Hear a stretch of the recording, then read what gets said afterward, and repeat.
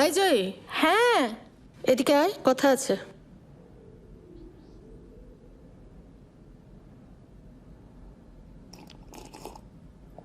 তুমি বলবে? ঠিক আছে, বস। বলো। তোমার তো এখন বিয়ের বয়স হয়েছে। আসলে তোমার জন্য আমরা একটা ভালো ছেলে দেখেছি, আর ভাবছিলাম তোমার বিয়েটা দিয়ে দিলে আমাদেরও একটু। তোমরা আবার সেই একই ভুল করছো। তোমরা ইস্যুকে দেখলে না, জোর করে বিয়ে দিলে। কি হলো তারপর? কেন? ওর বিয়ে দিয়ে আমরা কি কিছু দোষ করেছি? আর ওর স্বপ্ন? আমরা কি ওর ভালো চাই না? আমি আমার জীবনে সেই একই ভুল হতে দেব না বাবা। আমি ইন্ডিপেন্ডেন্ট হতে চাই। আর এছাড়া তোমারও রিটায়ারমেন্টের বয়স হয়ে গেছে। একজন তো কাউকে একটা কথা বলো তো, ইস্যু তোমাদের সঙ্গে কথা বলে, আমার সঙ্গেও কথা বলে না। একমাত্র আমিই ছিলাম যে ওকে সাপোর্ট করতাম। সেদিনকে ওর বাড়ি গেলাম।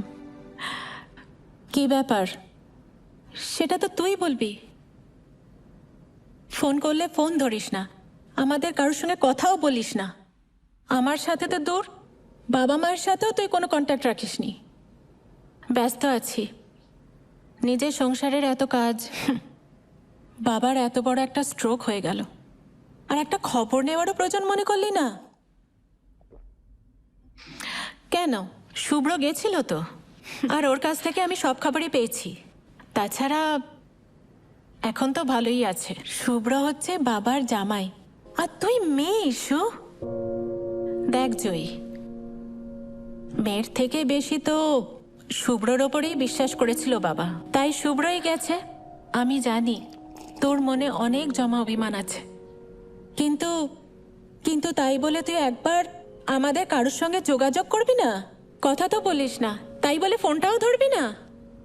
জয় দেখ, যখন আমি তোদের ফোন ধরছি না, তোদের সঙ্গে কথা বলছি না, তার মানে তো তোদের বুঝে নেওয়া উচিত যে আমি তোদের সঙ্গে কোনো সম্পর্ক রাখতেই চাই না।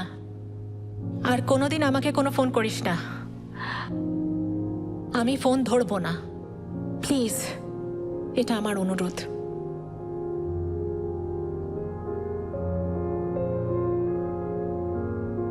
না না, আমি আমার জীবনে সেম ভুলটা আর করব না। দেখো মা, আমি নিজের পায়ে দাঁড়াবো, চাকরি করব। আমি এখন এসব বিয়ে টিয়ে নিয়ে কিচ্ছু ভাবছি না। এসব তোমরা আমার উপর ছেড়ে দাও। আমার মাথাটা খুব ধরে আছে। তুমি প্লিজ আমাকে একটা কফি দাও। ঠিক আছে, তুই যা, আমি আনছি। এসব ব্যাপারে আমি আর কোনো কথা বলতে চাই না।